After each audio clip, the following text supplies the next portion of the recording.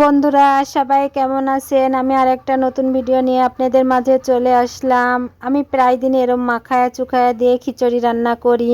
আজকেও রান্না করব, সেজন্য আমি আলু আর পুঁই শাক কেটে নিছি, নিয়ে চাউল ধুয়ে নিয়ে এসে ওর উপর সব কিছু দিয়ে দিছি। আমি সব মশলা একসঙ্গে দিয়ে খানিকক্ষণ মাখায় নিলাম, নিয়ে তারপরে তেল দিয়ে দিব।